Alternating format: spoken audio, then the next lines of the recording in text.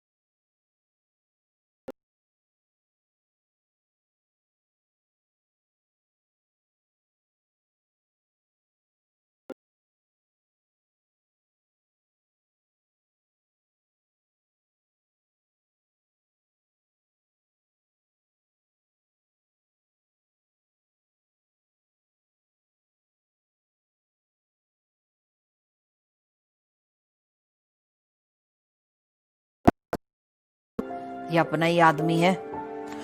मूंछों वाला आदमी नजमी को ऊपर से नीचे तक घूरने लगा। भलवा बोला, यह है जी चंदा, बड़ी सुगड़ है, घर का काम काज जानती है, मेहमानों की आवभगत करने में तो उसका जवाब नहीं है। मूंछों वाले आदमी ने आगे बढ़कर नजमी के बाजू से पकड़कर उसे 2-3 बार दबाया। नजमी ने जल्दी से अपना बाजू खींच लिया। भलवा ने अपनी जुबान में नजमी को गाली देकर कहा, अब तुझे इन्हीं के पास रहना होगा, हाथ क्यों खींचती है हरी चंदा। नजमी की आंखों के आगे अंधेरा सा आ गया। वो समझ गई कि उसे भेड़ बकरी की तरह आगे फरोख्त किया जा रहा है। भलवा ने मूंछों वाले हट्टे कट्टे आदमी से पूछा, क्यों मोजमदार जी, खरा माल है ना। मूंछों वाला मोजमदार कहकर भलवा के साथ कोठरी से बाहर निकल गया। बाहर से दरवाजे पर ताला डाल दिया गया। नजमी घुटनों पर सर रखकर रोने लगी। उसकी जिंदगी का एक भयानक दौर खत्म हुआ था और अब दूसरा भयानक तरीन दौर शुरू होने वाला था। या अल्लाह, मेरे गुनाह बख्श दे, मुझे मौत दे दे, मैं जिंदा रहना नहीं चाहती। लेकिन नजमी को जिंदा रहना था, हर हाल में जिंदा रहना था, इसलिए वो खुदकुशी नहीं कर सकती थी। खुदकुशी करने के लिए वो अपने अंदर हिम्मत नहीं पा रही थी। मूंछों वाले पर्दा फरोश मोजमदार ने भलवा को नजमी के 7,000 रुपए नकद अदा कर दिए। दरिया में उसके आदमी कश्ती में तैयार बैठे थे। उन्हें रात के अंधेरे में दरिया पार करके इंडिया की सरहद में वापस चले जाना था। ये भारत के स्मगलर और पर्दा फरोश थे और उनका काम बॉर्डर पर स्मगलिंग करना और गरीब बेसहारा औरतों को खरीद कर आगे कलकत्ते के पर्दा फरोशों के यहाँ फरोख्त कर देना था। भलवा ने मोजमदार से कहा, यहाँ चंदा आवाज नहीं निकाल सकती, कश्ती में जाने के बाद मेरी जिम्मेदारी नहीं है, तुम जानो और तुम्हारा काम, पर मेरा नाम कहीं दरमियान में ना आए। भलवा, तुम भी जानते हो ये हमारा नया फेरा नहीं है। चंदा जैसी लड़कियों को मैं इंडिया ले जाकर ठिकाने लगा चुका हूँ, तुम फिक्र ना करो। अगली रात को भलवा के 2 आदमी दंदनाते हुए कोठरी में दाखिल हुए। उन्होंने आते ही नजमी के हाथ पीछे बांधकर मुंह में कपड़ा ठूंसकर रुमाल से बांध दिया और फिर उसे उठाकर दरिया की तरफ ले चले। ये सब कुछ इतनी जल्दी में हो गया कि नजमी को संभलने का मौका ही नहीं मिल सका। उसे मौका मिल भी जाता तो वो क्या कर सकती थी। वो तो जराइम पेशा मर्दों के हाथों में एक बिकाऊ माल जैसी बेबस और मजबूर जानवर की तरह बन के रह गई थी। दरिया किनारे कश्ती तैयार खड़ी थी। मौजमदार के आदमी वहां मौजूद थे। अंधेरे में उन्होंने कुछ साए अपनी तरफ बढ़ते देखे तो जल्दी से कश्ती से बाहर निकलकर आ गए।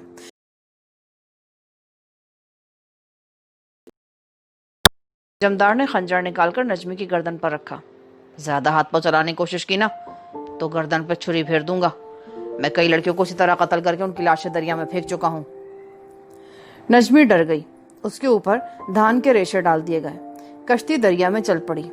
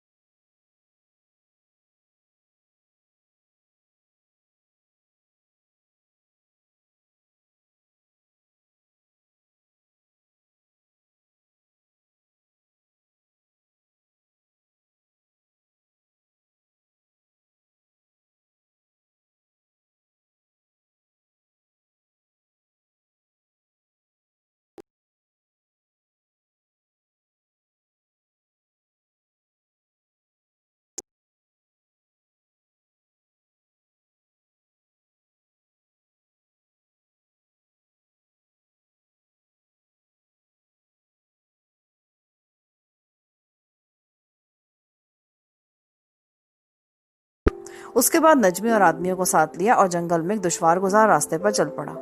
यहाँ ऊंची घास और जंगली झाड़ियों की भरमार थी।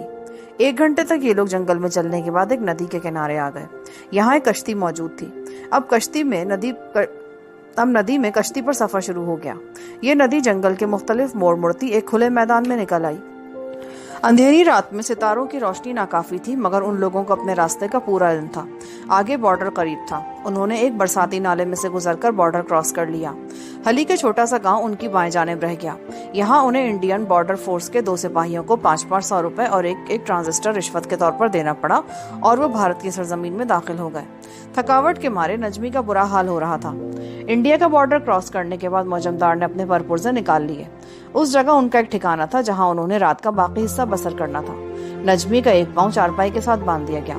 झुग्गी के बाहर एक आदमी पहरे पर मौजूद था। नजमी तो चारपाई पर गिरते ही जैसे बेहोश हो गई।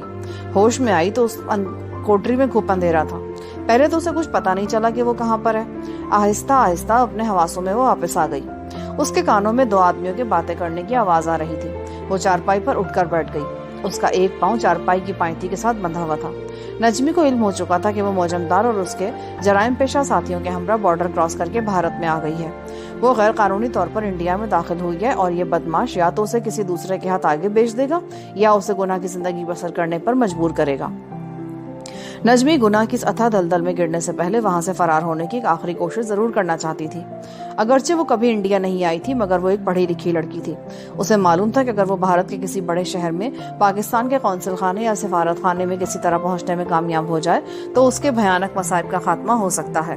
वो कान लगाकर उनकी बातें सुनने लगी। उनमें से एक आवाज मूंछों वाले मौजमदार की थी। वो किसी के साथ धीमी आवाज में बातें कर रहा था। लगता था ये दोनों शख्स कोठरी की दीवार या दरवाजे के बिल्कुल करीब बैठकर बातें कर रहे हैं। वो बंगला जुबान में बोल रहे थे और नजमी अब इस जुबान को अच्छी तरह समझ लेती थी और टूटी फूटी बोल भी लेती थी। नजमी हमतन गोश हो गई। बाहर चूंकि रात गहरी और खामोश थी, इसीलिए वह आवाजों को आसानी से सुन सकती थी। मौजमदार कह रहा था, मैं इसे कालीपुर वाले अड्डे पर ही रखूंगा। तुम शहर जाकर भीकम को खबर कर देना। मैं चौरंगी वालों के साथ सौदा नहीं करना चाहता। माल खूबसूरत भी है और जवान भी। मैं तो पूरी कीमत वसूल करूंगा। पर दादा, भीकम अपना कमीशन बहुत लेगा। मौजमदार ने जवाब में कहा, लेकिन वो माल लक्की बाई के यहाँ बिकवा देगा। सोना गाची में इसकी ज्यादा कीमत नहीं पड़ेगी। वो जाते ही एतराज करने लगते हैं कि लड़की को गाना बजाना डांस सिखाना पड़ेगा। लक्की बाई माल देखकर अच्छी कीमत दे देगी। नजमी समझ रही थी कि उसे एक बार फिर आगे किसी के हाथ बेचने की तैयारियां हो रही हैं। उसे ये मालूम नहीं था कि सोनागाची कलकत्ते की सबसे बड़ी बाजार हुस्न है और लक्की बाई शहर के सबसे बड़े जेरे जमीन फैशनेबल अड्डे की सरगना औरत है, जहां सब मामले टेलीफोन पर तय होते हैं। वो यही समझ रही थी कि उसे ज्यादा से ज्यादा दाम लेकर किसी ऐसी जगह फरोख्त किया जा रहा है जहां एक अमीर आदमी उसे जरखरीद लौंडी बनाकर अपने घर में रख लेगा और जहां उसकी कोई सुनवाई नहीं होगी और वो जिंदा दरगोर हो जाएगी। यहाँ पर पार्ट 46 का अख्तिताम होता है। आगे कहानी सुनने के लिए पार्ट 47 समाप्त फरमाएं।